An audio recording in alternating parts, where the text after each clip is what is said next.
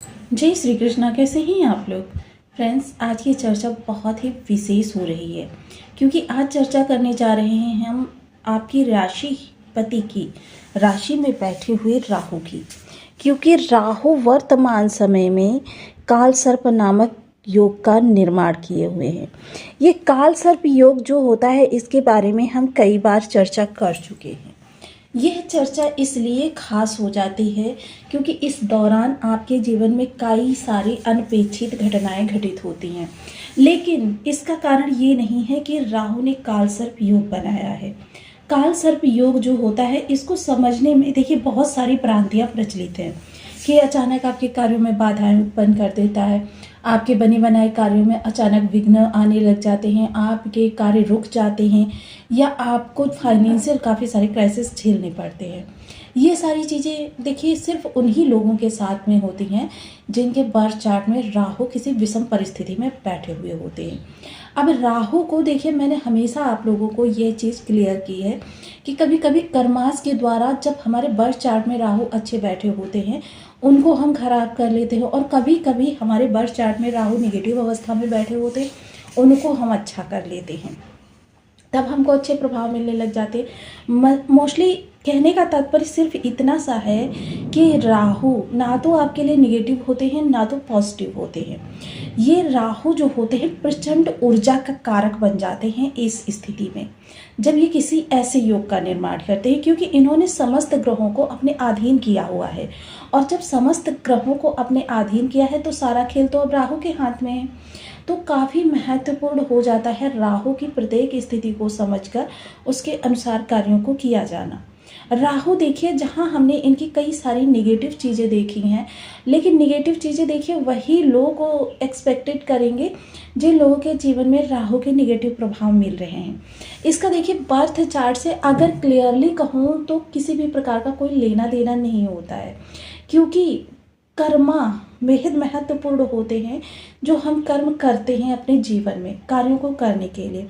उनके प्रति हमारी लगन, हमारी क्रियाशीलता और हमारी थिंकिंग, यही वो महत्वपूर्ण चीज़ें होती हैं। राहु को इसलिए भी महत्वपूर्ण माना जाता है क्योंकि राहु जो है मस्तिष्क का प्रतिनिधित्व करते हैं। आपका मस्तिष्क जो है, क्योंकि आप देखते हैं कि आपकी बॉडी जो है मस्तिष्क के दिशा निर्देश के अनुसार ही संचालित होती है।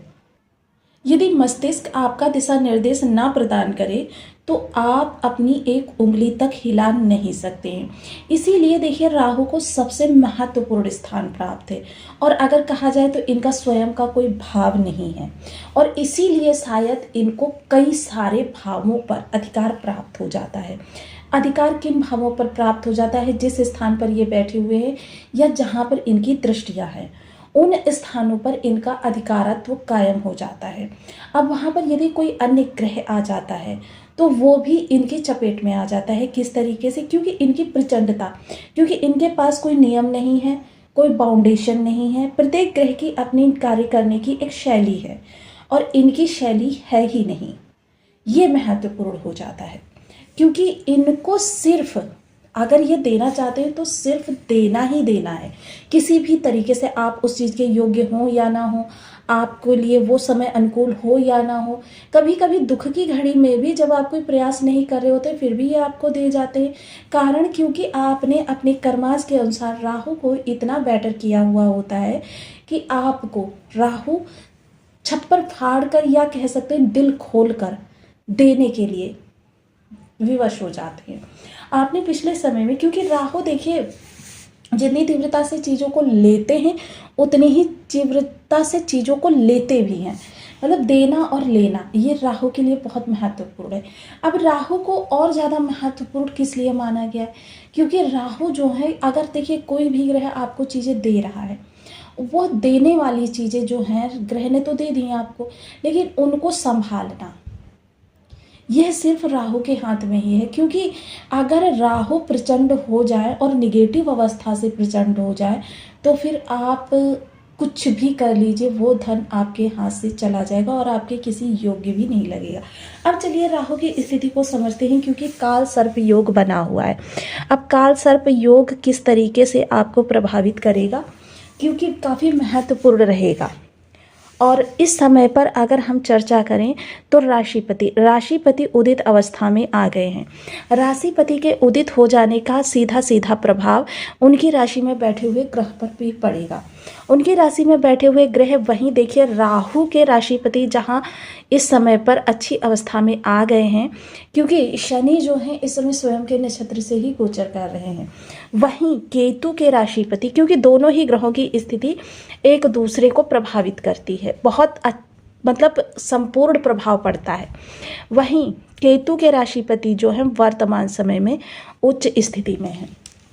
सिर्फ अगर राहु की स्थिति को देखकर अगर आप कहते हैं कि आपके लिए अच्छा हो रहा है, तो वहाँ पर केतु की स्थिति देखना भी अनिवार्य हो जाता है, क्योंकि केतु भी सप्तम दृष्टि से राहु को देखते रहते हैं। जितना राहु केतु को प्रभावित करते हैं उतना ही केतु भी राहु को प्रभावित करते हैं।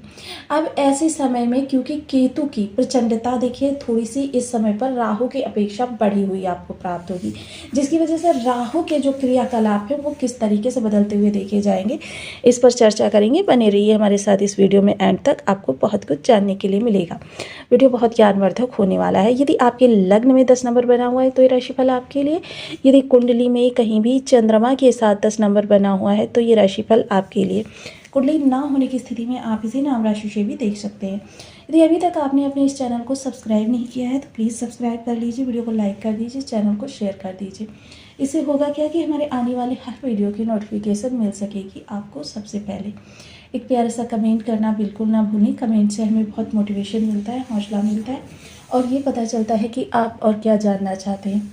काफ़ी महत्वपूर्ण स्थितियां आपके सामने निकल कर आने जा रही हैं, क्योंकि देखिए राहु ने समस्त ग्रहों को अपने अधीन किया हुआ है। क्योंकि देखिए बुध मंगल यहाँ से गोचर कर रहे हैं और वहीं शुक्रदेव स्वराशि के हैं और गुरु, देखिए काफ़ी लंबे समय बाद ऐसी स्थिति आई जब आपके समस्त ग्रह, देखिए यहाँ पर इन्होंने गजकेसरी राजयोग भी बनाया हुआ है कि जिस समय पर आपके समस्त ग्रह राहु केतु के मध्य में उपस्थित है, जिस समय पर आपको ये वीडियो मिल रहा होगा गुरु ने गजकेसरी राजयोग बनाया हुआ होगा और गुरु का नवम पंचम योग बन रहा होगा राहु के साथ में, जिससे राहु की स्थितियों पर बहुत ज़्यादा इफेक्ट पड़ता हुआ देखा जाएगा। ये समय काल आपके लिए कुछ ऐसा भी होगा जब आपकी हर चाहत एक नए रंग में रंगती हुई नजर आएगी। देखिए रंग किस तरीके का होगा, वो आपके लिए सतरंगी होगा या फिर आपके लिए एक ही रंग यानी कि दुख का रंग होगा। आपकी चाहते परवान चढ़ेंगी या फिर आपका जीवन जो है एक जोखिम की स्थिति में होगा।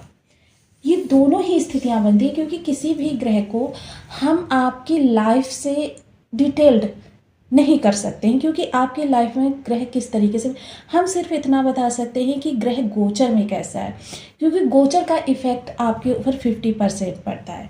50% अगर कहूँ 100% तो ये भी कम नहीं है, क्योंकि 100% 50% तो आपका बर्थ चार्ट का ग्रह का बल क्या है, ग्रह का बल जो होता है वो देखा जाता है। लेकिन ग्रह कहाँ से इफेक्ट देगा वो देखते हैं हम गोचर कुंडली से। वर्तमान समय में अगर आपको कहें कि ऋण की स्थितियां बन रही हैं, लेकिन सकारात्मकता एक बनी हुई है, जिसके कारण से आपके ऋण की स्थितियों में देखिए ये जो समय है अभी लगभग 6 से 7 दिन का, ये जो चंद्रमा का स्थिति इस समय पर आपके लिए निकल कर आ रही है, ये आपके लिए बहुत क्रिटिकल समय हो सकता है। क्रिटिकल समय इसलिए भी हो सकता है कि देखिए आपके सबसे सकारात्मक ग्रह जो हैं वो बैठे हुए हैं आपके षष्ठ स्थान पर। अब षष्ठ स्थान पर क्योंकि देखिए प्रचंडता चीज़ एक ही है। अब इसको एक उदाहरण मैं आपको दूं अगर, कि देखिए मोबाइल, बहुत से लोग मोबाइल जो है हानि के लिए यूज करते हैं। हानि किस तरीके की, इससे जुए लॉटरी सट्टा वगैरह खेलते हैं और उससे उनको काफ़ी ज़्यादा नुकसान होता है। क्योंकि देखिए मोस्टली वो लोग ये चीज़ नहीं समझ पाते हैं कि कंप्यूटर से जीतना किसी के भी बस की बात नहीं है। कंप्यूटर अपनी चाल को कुछ इस तरीके से चलता है कि वो कभी जीत ही नहीं पाते मोस्टली। अमूमन देखिए कुछ ऐसे लोग होते हैं जो 1-2 बार जीत जाते हैं, लेकिन उसके बाद लॉस ही लॉस, जीत की लालसा में। और यही लालसा जो होती है ये राहु होता है, मोबाइल जो है राहु है। लेकिन वहीं बहुत से लोगों ने इसे अपने जीवन को सुधारने का सोर्स भी बना रखा है। बहुत से लोग इससे अरबों खरबों रुपए भी कमा रहे हैं। तो ये डिपेंड करता है कि आपकी थिंकिंग किस प्रकार की है। यही थिंकिंग जो है वो राहु है, और यही राहु आपको इस समय पर बहुत ऊंचाई की ओर लेकर जाने वाला है। राहु की जो दृष्टियां हैं, ये दृष्टियां काफ़ी महत्वपूर्ण स्थानों को केंद्रित कर रही हैं, जिसकी वजह से जीवन में काफ़ी सारे बदलाव आ सकते हैं। थिंकिंग जितनी ज़्यादा पॉजिटिव रखेंगे, उतना ज़्यादा आपके लिए राहु अच्छा करते हुए दिखाई देंगे। हालांकि देखिए, इस चीज़ को मैं फिर से एक बार क्लियर कर दूँ कि ये 1-2 दिन का कार्य नहीं होता कि मैंने आज अपनी थिंकिंग अच्छी कर ली और आज ही मुझे प्रभाव मिलने चालू हो गए। इसके लिए आपको अनवरत, क्योंकि ग्रह कितना खराब है, ये चीज़ें भी देखनी बहुत ज़रूरी होती है। और दूसरी, कई सारे कार्य हमको ऐसे होते हैं जो छोड़ने होते हैं। मान लीजिए किसी से हम जेलसी फील कर रहे हैं, सबसे पहले तो जेलसी ही राहु है, निगेटिव राहु है। और दूसरा, जेलसी के वशभूत होकर हम उस व्यक्ति की हानि करने का प्रयास कर रहे हैं, ये भी राहु के ही कार्य हैं, जो आपके राहु को और ज़्यादा निगेटिव बना देते हैं। किसी की पीठ पीछे बुराई करना, किसी के कार्य का क्रेडिट ले लेना, ये सारी चीज़ें निगेटिव राहु को आकर्षित करती हैं, जिसकी वजह से आपके बर्थ चार्ट में बैठा हुआ अच्छा राहु भी आपको निगेटिव परिणाम देने लग जाता है। साथ ही साथ कुछ चीज़ें ऐसी होती हैं, कारक चीज़ें, जिनको हम यदि अपनी ऊर्जा से निकाल कर उनको कहीं पर प्रवाहित करें, दान करें, मतलब वो चीज़ें फिर हमारे पास वापस ना आए, कुछ इस तरीके से, तो फिर वो हमारे जीवन में बहुत अच्छा परिणाम देने लग जाता है। अब इन ऊर्जाओं को दूर करने के लिए, क्योंकि राहु क्या है, राहु देखिए तम्बाकू है। अब मैं किसी को दान देने के लिए यहाँ पर नहीं बोलूँगी, आप बिना फिल्टर वाली सिगरेट ले लें और लगभग 11 सिगरेट लीजिए और इनकी तम्बाकू निकाल लीजिए। इसको अपनी हथेलियों में कुछ इस प्रकार से मसल कर, और फिर इसको सैटरडे के सायं के समय अगर कर सकते हो बहुत अच्छी बात, वरना किसी भी टाइम कर दीजिए, जल प्रवाह कर दीजिए। लेकिन देखिए, वहाँ पर बस फेंक के नहीं चले आना है, आपको सही तरीके से आदर सहित, हाँ, दोनों हाथों से बहुत अच्छी तरीके से, जैसे आप टीवी वगैरह में देखते हैं ना, सूर्यदेव को जल समर्पित किया जाता है, ये हाथों को